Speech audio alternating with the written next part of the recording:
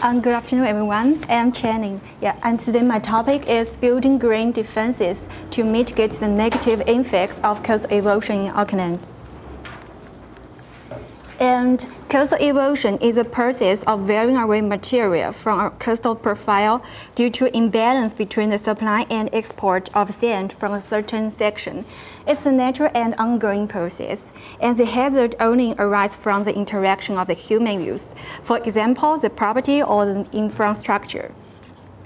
And the coastal erosion is caused by three parts. First is the natural factors such as the waves, wind, and currents, and the human activities, for example, the inappropriate development of the coastlines, construction of seawalls and dams, removal of the vegetation near the shore. And the third one is climate change, as rising sea level will lead to the acceleration of the coastal erosion to a large extent. And my research question is, how can landscape strategies be used to mitigate the coastal erosion in sensitive areas, and how this design will influence the sustainable development of coastal communities? And according to the Auckland Regional Council, almost the entire length of the Auckland coastline is susceptible to coastal erosion, although the extent and level of risk is different. And a range of different techniques have been used by the engineers to prevent this erosion in Auckland. These human interventions are the most common to respond to this problem. For example, the seawalls, which has a long history, and the beach nourishment, which is very famous and used widely for the tourism industry. However, they have their own drawbacks. For example, the high cost, or it may cause adjacent coastal erosion, and it's hard to find an adequate source. And this image shows the important longshore drift in New Zealand, as the construction of a seawall will disrupt this important process. So because of the extensive urbanization and the spatial charm of the coastline, many buildings are constructed near the shore. But the coastal erosion could be a real problem if the houses are built on low-lying sand or on the cliffs. And besides that, the coastal erosion could deteriorate the coastal environment, which have the far-reaching impacts on the ecological, social, economical, and cultural aspects. So all of these problems previously talked about point to the necessity of exploring an integrated solution. My aim is attempting to find a solution using the landscape strategies to mitigate this problem in Auckland, and the outcome help its way along the coastline to development in a resilient and sustainable way. And my methodology concludes the 5 parts, and the first is contextualization, and the case study referring to and analyzing the successful design projects which address similar issues. Advantages among them will be adopted for my research. And the site selection and analysis. In addition to the use of a GIS, the field work is important work during this part. Accumulate information about the site is obtained. And my design process is come from the 3 above steps, and final is the reflection and conclusion. And my theoretical context is the ecological urbanism. The core idea is working with the nature, not to work against it. I will obey this.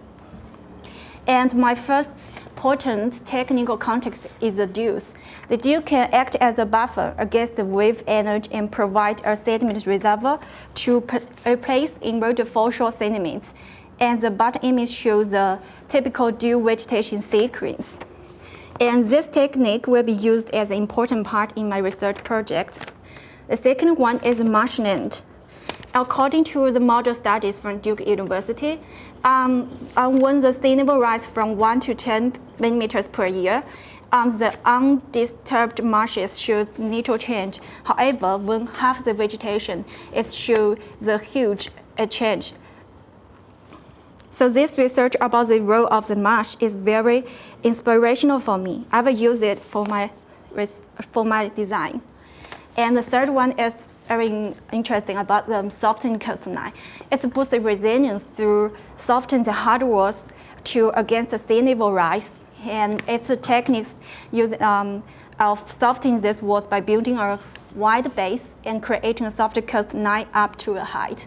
And it can absorb most of the wave energy during the storm surges, and it can enhance the biodiversity. And the first case study is about the 3 different countries using the artificial reef walls to address the problems of coastal erosion. In Grand Dormis Coast Hotel Project 1998, the image shows that after installing the submerged reef walls, beach width has shown an obvious change. And the second one is the Narrow Lake Golden Coast, Australia. It's also shown after installing it, it's resulting in the acceleration of about 10 to 20 meters in 2 years. And the third one is in New Zealand, the Mount Reef. It's the first reef project recorded in this country.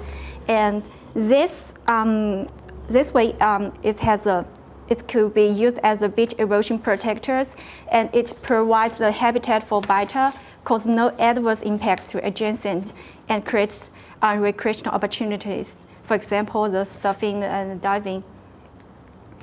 And second case study is Papamoa Beach.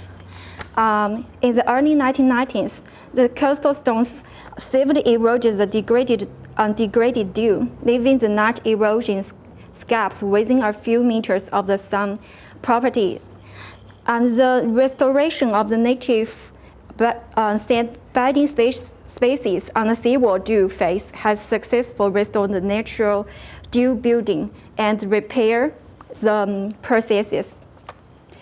And this resulted in the seawall dune advance of 10 to 15 meters during the 1998 and 2004.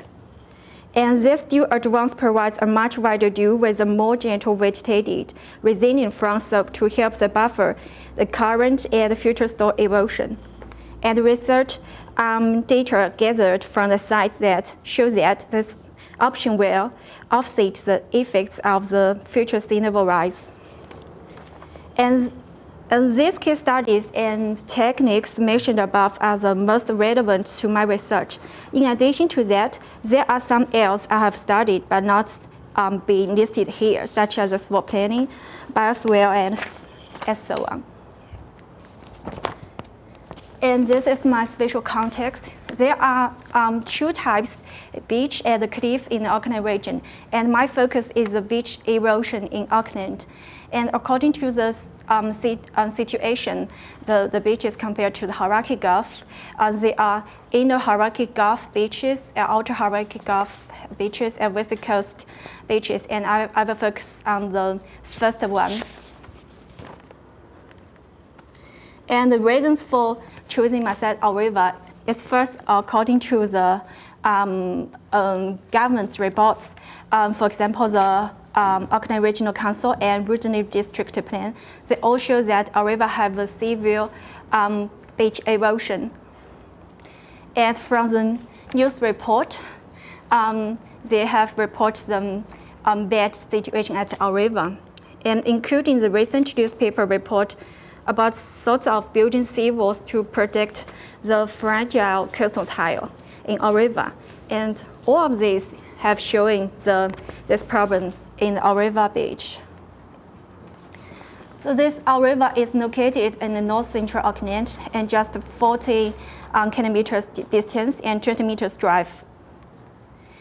And the historical, and this land was acquired from Maori in 1840s. And in 1960s, it first became a popular holiday destination. And until now, it has become a very popular holiday destination. And the 3-kilometer Golden Beach is viewed as the most valuable aspect in this community. And it has the most expensive housing price here. There are some site photos. And Auriva is also a perfect place for swimming, surfing, windsurfing, kite surfing, and other things. And here is some overview of the features at site. The sediment most from the local rivers and creeks and additional seismic input is from the eroding cliffs. And the right image also shows that our river is indicated as an area dominated by the 5 centimeter inputs from the rivers. And the wave environment is a low-energy wave climate. This is photos of a beach erosion at the site. And reasons for why cause this.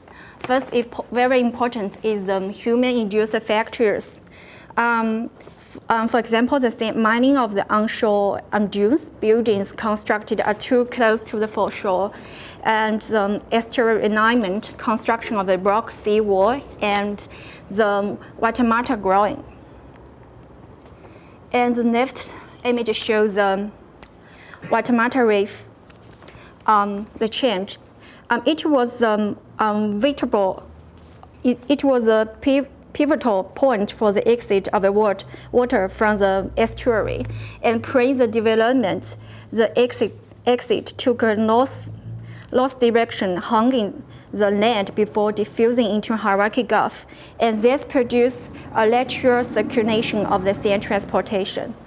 And from the sediment was moving south and recorded along the shores by natural force.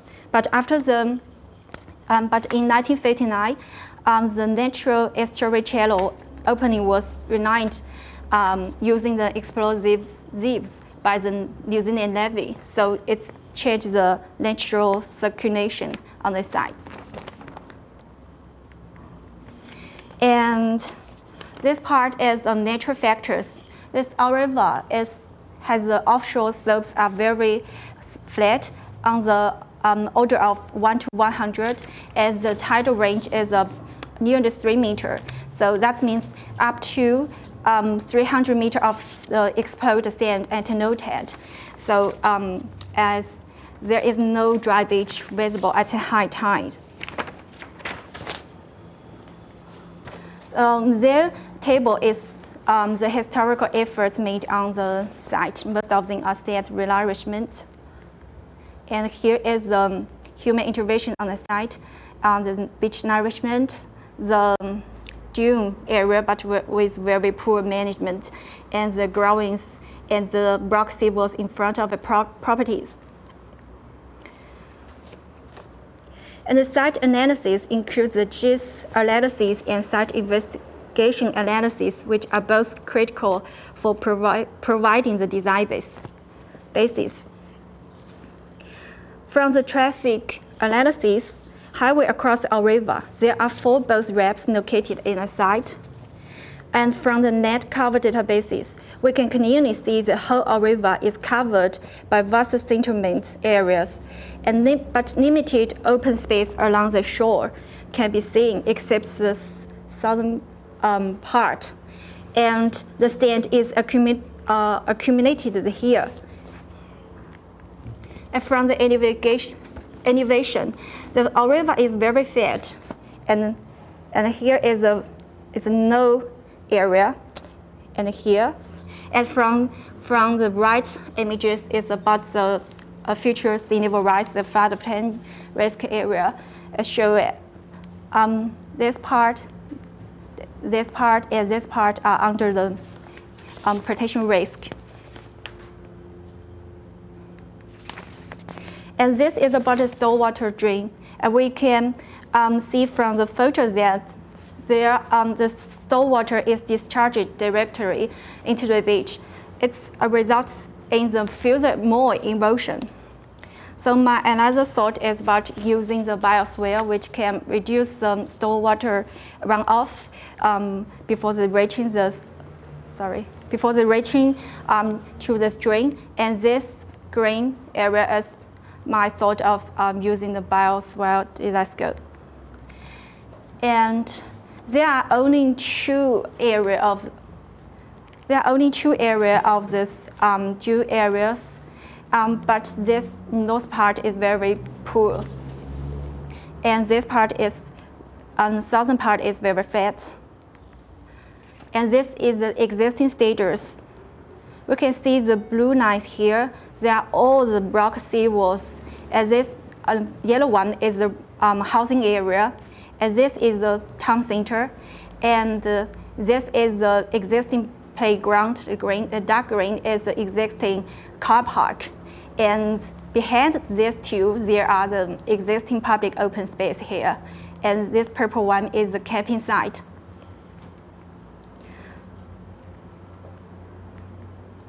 There are photos about this existing.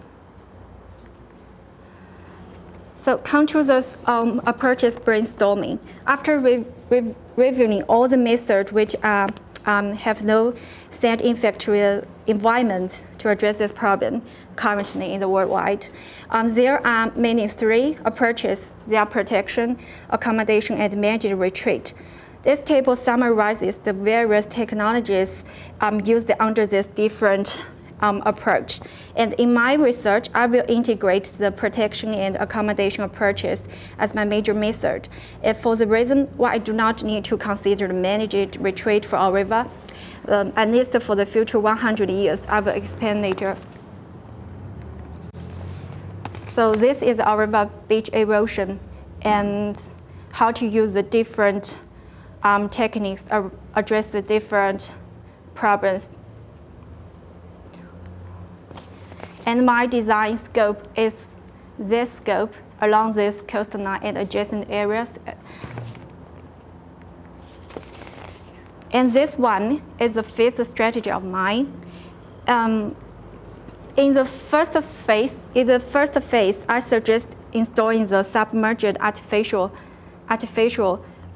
reef balls in the sea and recovering the Waitemata reef here by stimulating its original shape. This is done in order to recover its previous function of sand circulation transport at our river. And in the phase 2, the sand is accumulated in the knee of the structure. And in phase 3, sand is relocated along the shore by the natural force, the longshore drift and estuary, in the estuary currents. And the fourth stage is after got the widened beach, I suggest building the dunes to protect the inside, to protect the fragile coastline.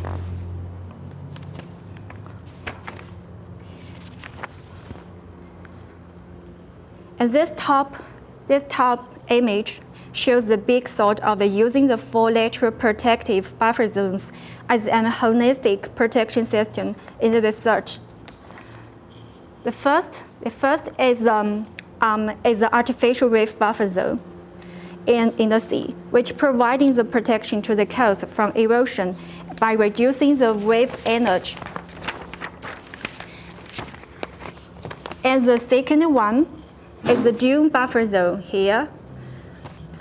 It's used to resist the store surge and act as a sediment reservoir.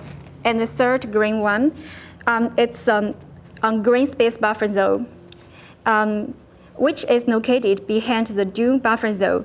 Is a strong natural protection system to protect the behind houses and infrastructure. And the green space buffer zone is expected to resist the future sea level rise and the attacks from the maximal waves. And the fourth one, I search here, the pink one is the biosphere zone. It's just work as a supporting system for the frontal 3 systems, which can reducing the stormwater runoff from the inland urban area before they reach the drains on the beach and reducing the erosion. So the 4 systems work together to reach the goal of mitigate the coastal erosion at our river. And this down image shows a section how the 3 different parts work together to protect this our river beach. And under that, I'll talk about above, I developed this master plan.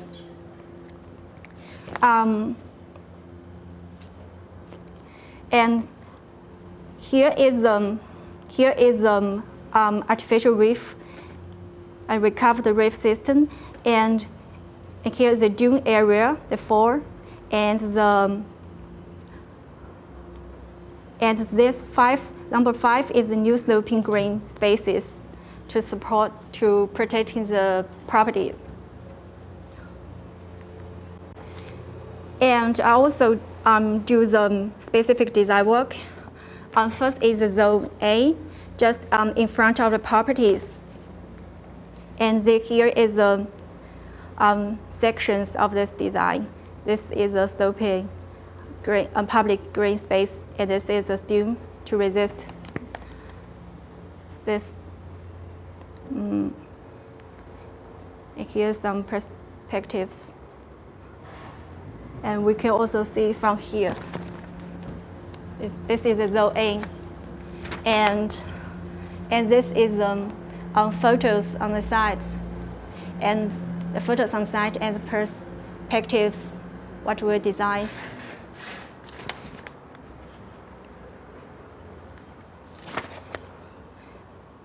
This is a shared way for both we can cycling or jogging, and this is a sloping public space and a dune area to protect our coastline. And here is zone B. It's in front of the existing playground, and in this part, I designed the ecological steps. It can reduce, and we can see from here. Just a thought. And this design can reduce the erosion when the wave attacks the area. And the design is adaptable to the future's sea level rise. And people can still use this public space when the rising sea level happens in the future. And this one is the zone C. And dune and salt marsh are designed here together to protect the southern part of our river. That is because according to the current high tide water line, which is almost on the edge of the rock walls here, and the projection of the negative erosion rate than 3 meters in inch during the future 100 years, there is not enough space to recover here. There is not enough space to recover this dune protection at this area. So my suggestion is using the accommodation approach here.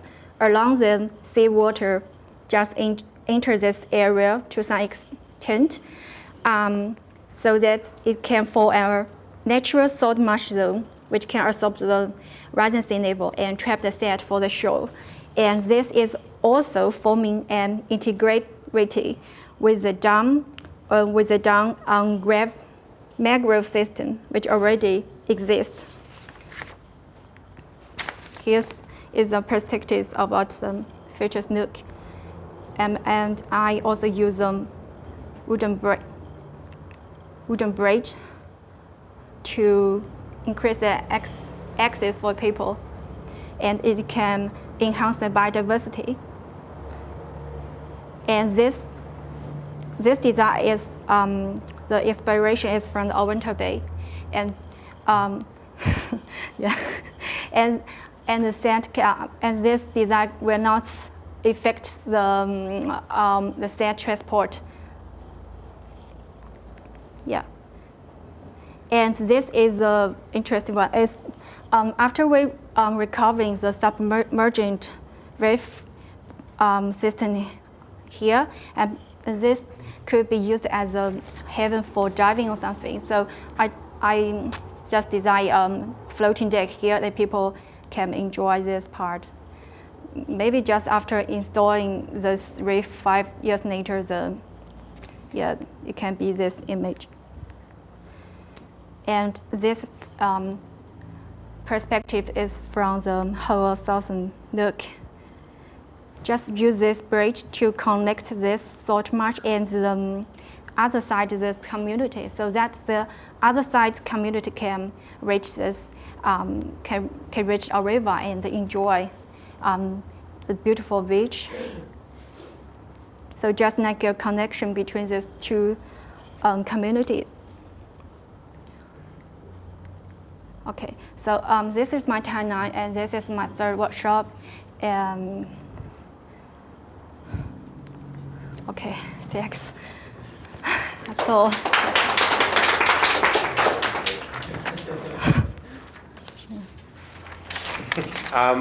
Thank you. Look, I thought that was amazing. I really enjoyed that. I just think your progression through everything was fantastic. So I think you answered your questions quite well. You had a great analysis of issues, and then you got down to the specifics of coastal erosion in Orewa and why that's a problem. Interestingly, I think I was reading in the paper the other day that it was great to see your analysis of where current rock walls are in Orewa. Yeah. I think I read in the paper the other day that in front of the playground, which I think you said doesn't currently have a stone wall, the local board have just signed off a proposal to put a stone wall in front of there. And that's and members of the community apparently aren't very happy about that, because they feel they would prefer a much more natural approach of being able to step off down into the beach rather than this kind of forced artificial intervention. So that was really interesting.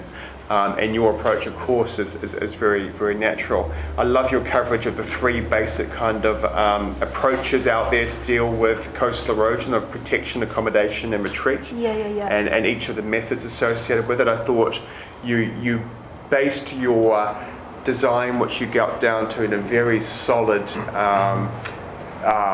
evidential and kind of practice approach as to how things are done.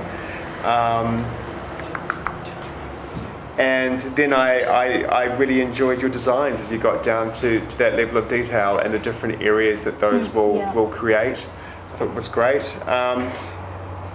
A question though, the houses that are currently in the area, there's some apartments that are currently in the area. What's your view on those, and do you think those will eventually have to go, that those are kind of sacrificial? Do you think will those apartments probably be something that we have to acknowledge as sea level rise happens? Here is a vast residential area. Yes. So my thought is you see in front of these houses there is a sloping green spaces, which can be worked as a third protection line here. And in front of the third protection, here is a dew protection. Your dew protection can work with resist the storm surges. And here is the first protection line is the artificial reef. It can reduce the wave energy here. So this is the integral protection system to protect our inland properties. So I think there is no necessary to use the retreat approach in the next, at least next 100 years. Right. But I guess it's something we may need to keep open depending on how much sea levels rise. Maybe according to a report, maybe about 1 meter. About 1 meter. So the sloping green spaces I designed just compared to the elevation of the buildings is just 1.5 meters highway, so that it can resist the maximum wave height, which is reported to the once the article. It said that the maximum wave height of the river is less than 5 meters. So this design can resist these future attacks from the wave. Wow. I loved also your analysis of the history there and how in the 1959 that the headland had been blown up and the effects that it had and how that needs to be. Your suggestion that would be a great mitigation technique to reintroduce that. I thought your presentation was very comprehensive. Thank you. Yeah, indeed. I think it was very thorough what you exposed us to. I think Matt already covered most of the topics on what is currently the situation there and how your design can answer most of those questions.